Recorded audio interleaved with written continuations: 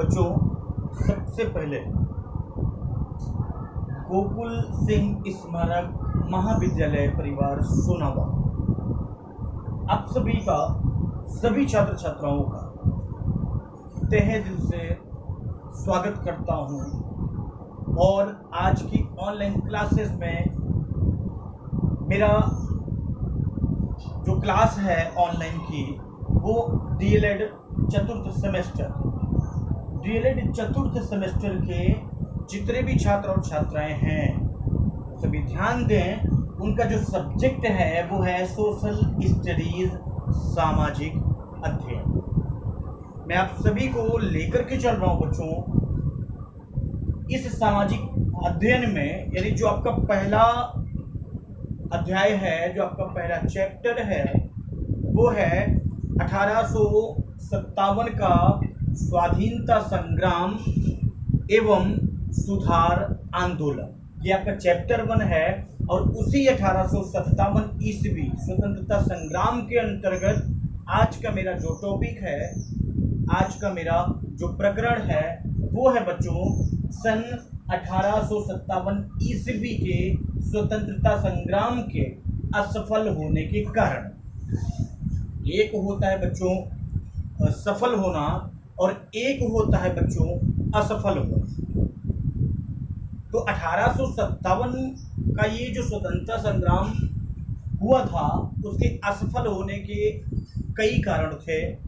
आपके साथ कुछ पॉइंट लिखे होंगे बच्चों, ध्यान से देखिएगा।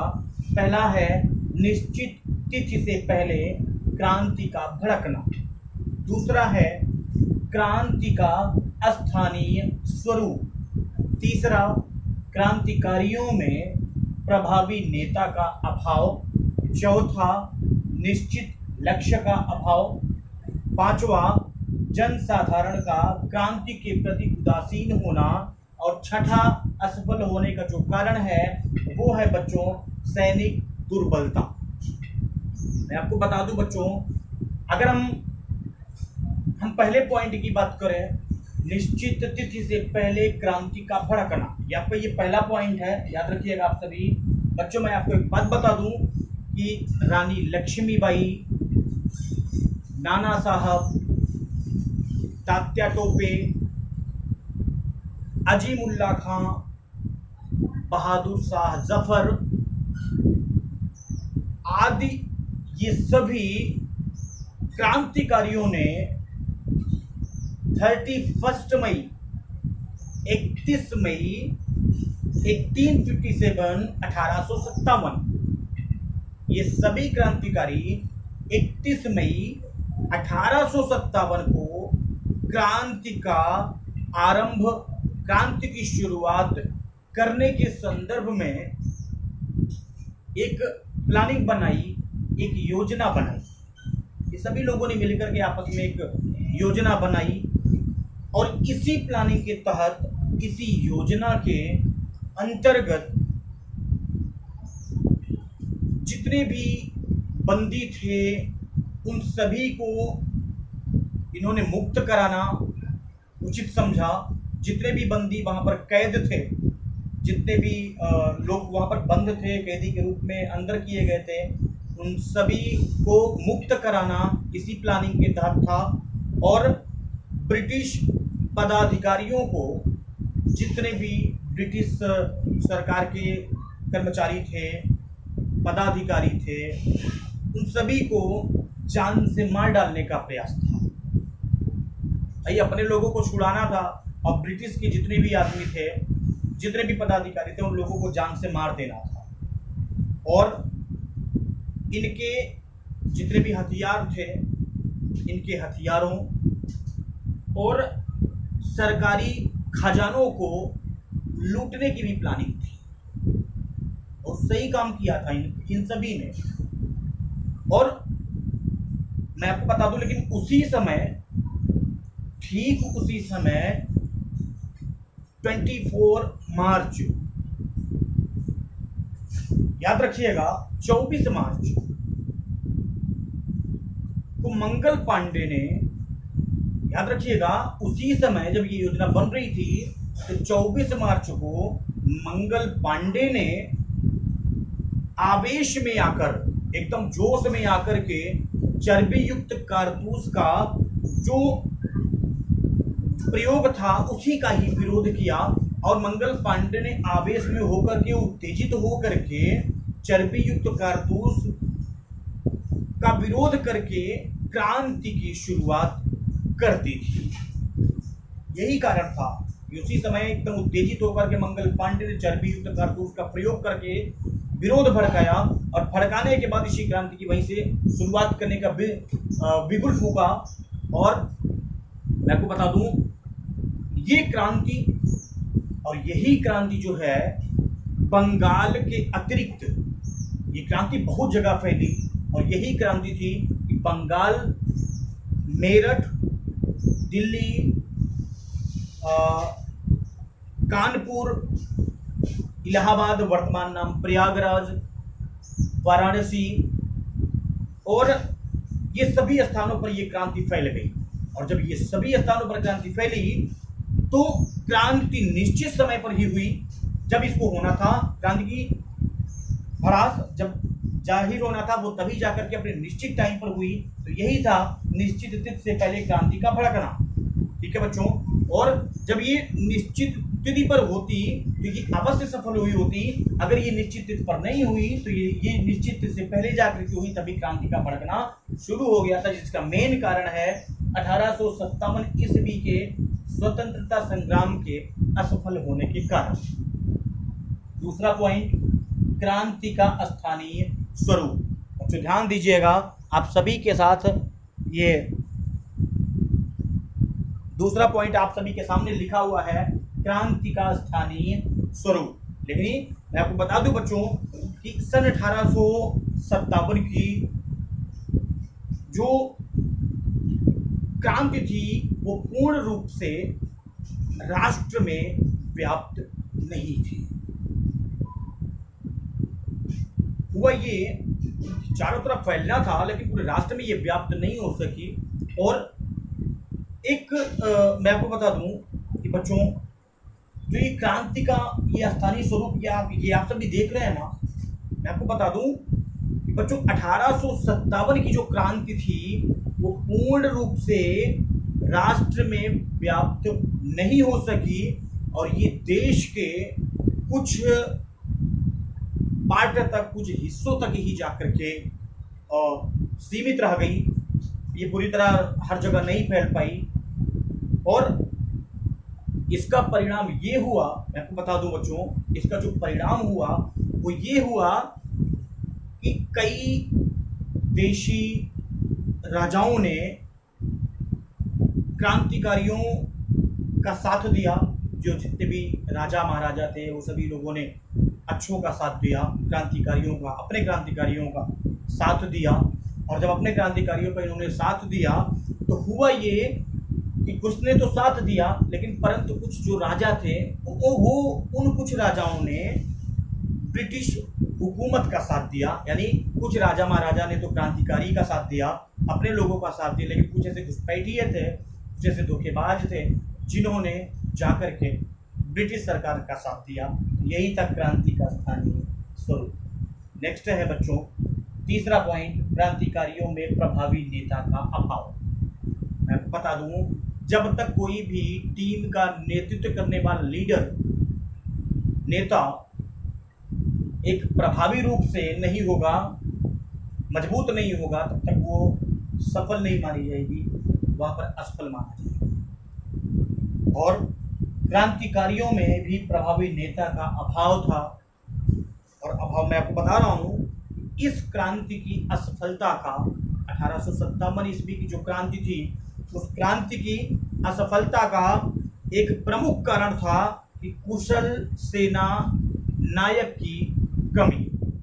अगर कुशल सेना नायक होता तो यह असफल ना होता, और अगर कुशल नेता है ये कभी असफल नहीं होगा। लेकिन वहां पर सबसे बड़ी एक प्रमुख मुद्दा ये था कि कुशल सेना नायक की कमी, कुशल सेना नायक का ना होना, एक अच्छा सेनापति ना होना। हालांकि ये सभी साहसी, ये सभी लोग बहादुर थे, ये सभी लोग साहसी थे, लेकिन ये सभी सही ढंग से एक साथ इकट्ठा नहीं हो पाए। ये सही ढंग से ये सभी एक साथ एकत्रित नहीं हो सके। कुल चारों ओर फैले थे और हुआ ये कि कई बार अलग अलग नहीं होने से इन सभी में आपसी में भी मारपीट होती थी, संघर्ष होता था, इन सभी आपस में ही लड़ लेते थे। और हुआ ये कि रानी लक्ष्मीबाई, झांसी की रानी लक्ष्मीबाई को मात्र एक महिला होने के कारण, याद रखिएगा, रानी लक्ष्मीबाई मात्र एक केवल महिला होने के कारण क्रांति का नेतृत्व नहीं करने दिया जा रहा था। और इसी क्रांति की असफलता के पीछे, 1857 की क्रांति की असफलता के पीछे मैं आपको बता दूं, एक सफल नेता का अभाव, एक सफल सेनापति, एक कुशल सेना नायक की कमी और आपसी फूट ही था। आपस में फूट, कुशल सेना नायक की कमी, यही था 1857 ईस्वी के स्वतंत्रता संग्राम की असफलता का कारण। और यद्यपि ये सभी एकजुट होकर के क्रांति करते, ये सभी एक साथ रह करके बिल्कुल फूकते, तो ये क्रांति सफल हो सकती थी। लेकिन ये ना तो एकत्र हो पाए, ना तो इनके पास कुशल सेना नायक था। तो यही कारण था कि क्रांतिकारियों में प्रभावी नेता का अभाव। नेक्स्ट है बच्चों, मैं आपको लिए चल रहा हूँ, निश्चित लक्ष्य का अभाव। हर व्यक्ति का एक निश्चित अपना लक्ष्य होता है। लक्ष्य से अगर आप भटक जाते हैं तो आपको अपने लक्ष्य पाने में बहुत कठिनाई होती है, या हो सकता है आप अपने लक्ष्य को पाने से वंचित रह जाएं। लेकिन ये है निश्चित लक्ष्य का अभाव। क्रांतिकारियों की क्रांति के पीछे इनके जो उद्देश्य थे वो अलग अलग थे। जैसे नाना साहब पेंशन नहीं मिलने के कारण ब्रिटिश के विरोध में आ गए। भाई नाना साहब जब पेंशन नहीं पाए तो वो ब्रिटिश सरकार के विरोध में उतर गए। और बेगम हजरत महल, याद रखिएगा आप सभी बच्चों, बेगम हजरत महल अवध को कंपनी सरकार ने मिलाने के कारण, याद रखिएगा, बेगम हजरत महल को कंपनी को मिलाने के कारण, अवध को अपनी कंपनी सरकार में मिलाने के कारण ब्रिटिश द्रोही बना। और जब ब्रिटिश विद्रोही बना तो इन सब का केवल एक ही उद्देश्य था, और ये उद्देश्य था कि एक सबका एक समान नहीं होना, और सबका लक्ष्य एक ही था। ये सभी लोगों को जो एक साथ थे, जितने भी क्रांतिकारी, वो सबका एक ही लक्ष्य था। वो लक्ष्य था कि ब्रिटिश को भारत से निकालना। भारत सरकार में, भारत देश में, भारत राष्ट्र में ब्रिटिश को उखाड़ फेंकिए, यहां से भगा दीजिए। यदि सभी राजाओं ने इनका एक साथ होकर के साथ दिया होता तो क्रांति का उद्देश्य भी समान होता, तो अंग्रेजों को भारत छोड़ करके भागना पड़ता। और यही था निश्चित लक्ष्य का अभाव। निश्चित लक्ष्य में इनका जो लक्ष्य था, इनका जो उद्देश्य था, वो उनमें कमियां थी। नेक्स्ट है जनसाधारण का क्रांति के प्रति उदासीन होना। बता दूं बच्चों, ये क्रांति सीमित स्तर पर ही हो पाई थी, क्योंकि राजाओं व कुछ लोगों के अतिरिक्त व्यापक जनता ने इसमें हिस्सा नहीं लिया, और कृषक वर्ग भी इसमें शामिल नहीं था। अशिक्षा के कारण, असाक्षर के कारण, निरक्षर के कारण जनता इस क्रांति का उद्देश्य नहीं समझ पा रही थी। लोगों ने समाज में फैली हुई अशांति का जिम्मेदार क्रांतिकारियों को बताया, और ये क्रांति विफलता का एक बहुत ही महत्वपूर्ण कारक बना। जनसाधारण का क्रांति के प्रति उदासीन। यही भावना थी, यही कारण था कि लोगों में क्रांतिकारियों के प्रति उदासीनता की भावना आ गई थी। और जानते थे कि ये जो अशांति हुई है वो क्रांतिकारियों के ही कारण हुई है। नेक्स्ट है लास्ट, सैनिक दुर्बलता। तो पता है ना कि भारतीय सेना अंग्रेजों की सेना के कुछ भी नहीं थी। अंग्रेजी सेना कुशल एवं संगठित थी, परंतु भारतीय सैनिकों में आपस में जो मत था वो एक नहीं था। तो ये इतने पॉइंट है बच्चों, आप सभी लोग नोट कर लीजिएगा। नेक्स्ट है सन 1857 ईस्वी के स्वतंत्रता संग्राम संबंधी विद्रोह के परिणाम। ये तो असफलता के कारण है, लेकिन नेक्स्ट है बच्चों 1857 ईस्वी के स्वतंत्रता संग्राम संबंधी विद्रोह के परिणाम। कुछ विद्रोह के परिणाम भी थे, और मैं बता दूं 1857 के स्वतंत्रता संग्राम संबंधी जो विद्रोह के परिणाम थे वो भी निम्नलिखित थे। कुछ पॉइंट है, जैसे ईस्ट इंडिया कंपनी के शासन का अंत। दूसरा, ब्रिटिश सरकार की नीति में परिवर्तन या बदलाव। नेक्स्ट, सेना के संगठन में परिवर्तन। नेक्स्ट, धर्म की रक्षा। और नेक्स्ट है भारतीय सरकार का ब्रिटिश सरकार में मतभेद। यानी मैं आपको बता दूं, अगर हम पहले की बात करें, आपको बता दूं बच्चों 1857 ईस्वी की क्रांति के पश्चात ब्रिटेन में हलचल मच गई। वहीं सरकार को ये लगने लगा कि ईस्ट इंडिया कंपनी भारत को बंगाल या भारत को संभाल नहीं पाएगी। सन 1856 ईस्वी में ब्रिटिश संसद में, सन 1856 ईस्वी में 1856 में ब्रिटिश संसद में एक कानून पारित हुआ, और वो जो कानून बना, वो जो कानून तो पारित हो गया, लेकिन ईस्ट इंडिया कंपनी के भारत में शासन का अंत कर दिया गया था, और भारत का शासन अब महारानी के हाथों में चला गया था। ईस्ट इंडिया कंपनी का शासन का अंत। दूसरा, ब्रिटिश सरकार की नीति में बदलाव। सन 1858 ईस्वी में 1858 में इंग्लैंड की महारानी विक्टोरिया, याद रखिएगा, इंग्लैंड की महारानी विक्टोरिया ने ये घोषित किया कि आने वाले समय में ब्रिटिश सरकार राज्यों के साथ हुए समझौतों एवं संधियों का पालन करेगी एवं किसी भी राज्य को जबरन हड़पने का प्रयास नहीं किया जाएगा। कोई भी राज्य जबरदस्ती हड़पना नहीं होगा, और सभी लोग संधि करेंगे,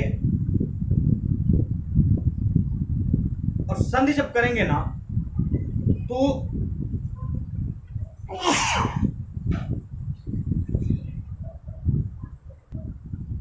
बच्चों ये इंग्लैंड की महारानी विक्टोरिया का ही ये देन थी, जब उन्होंने कहा कि कोई भी राज्य किसका भी हो वो जबरदस्ती कब्जा नहीं करेगा, और इसी विद्रोह से इस अंग्रेजों को ये सबक समझ में आ गया कि भारत का विजित राजा व नवाब उनके मित्र थे, ना कि उनके दुश्मन। इसलिए उनके अस्तित्व को बनाए रखना ब्रिटिश सत्ता के लिए अत्यधिक लाभप्रद था। नेक्स्ट है सेना के संगठन में परिवर्तन। आपको बता दूं बच्चों, विद्रोह का भारत में सेना संगठन पर भी अत्यधिक दबाव पड़ा। सेना का पुनर्गठन किया गया, अंग्रेज सैनिकों की संख्या में वृद्धि की गई, और तोपखाना पूर्ण रूप से अंग्रेजों के अधीन कर दिया गया। नेक्स्ट, धर्म की रक्षा। याद रखिएगा बच्चों, मैं आपको लेकर के चल रहा हूं। बता दूं, महारानी विक्टोरिया ने भारतीयों को उनके धर्म की रक्षा करने के प्रति आश्वासन दिया। महारानी विक्टोरिया ने सभी भारतीयों को उनके धर्म की रक्षा करने के प्रति एक संदेश दिया, एक आश्वासन दिया, और सभी भारतीय अपना अपना धर्म अपनाने के लिए स्वतंत्र हो गए। और नेक्स्ट है भारतीय सरकार व ब्रिटिश सरकार में मतभेद। बच्चों ये लास्ट पॉइंट है, याद रखिएगा आप सभी। भारतीय सरकार व ब्रिटिश सरकार में मतभेद की अगर हम बात करें तो विद्रोह के उपरांत भारतीय सरकार और ब्रिटिश में मतभेद की स्थिति उत्पन्न हो गई थी, और ब्रिटिश ने भारतीय प्रगति के जितने भी रास्ते थे वो सभी लोग बंद कर दिए थे। जब प्रगति का रास्ता बंद होगा तो भारतीय बंदियों को उन्होंने गिरा गिरा के मारा था, उन्होंने मार डाला था, और भारतीय उनसे यही कारण था कि जितने भी भारतीय के लोग थे सब ब्रिटिश लोगों से घृणा करने लगे थे, नफरत करते थे, दुश्मन के बनने के कारण हो गए थे, और परिणाम स्वरूप ब्रिटिश भी यहाँ नहीं रुकना चाहते थे। तो ये इतने कारण है बच्चों, याद रखिएगा। आपके सामने आप सभी लोग इसको नोट भी कर लेंगे। ये असफलता के कारण है, ये 1857 ईस्वी के स्वतंत्रता संग्राम संबंधी विद्रोह के कारण है।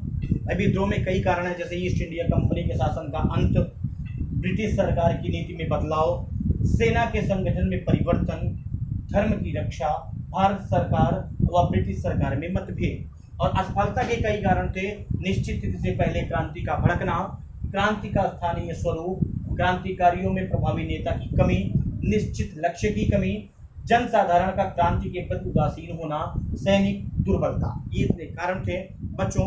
नेक्स्ट मेरा है टॉपिक धार्मिक तथा समाज सुधार आंदोलन, यानी religious and social reform movement. अब मैं जब भी नेक्स्ट टर्म में मिलूंगा मैं आपको लेकर के चलूंगा धार्मिक तथा समाज सुधार आंदोलन। बच्चों थैंक यू, तब तक नमस्कार, धन्यवाद।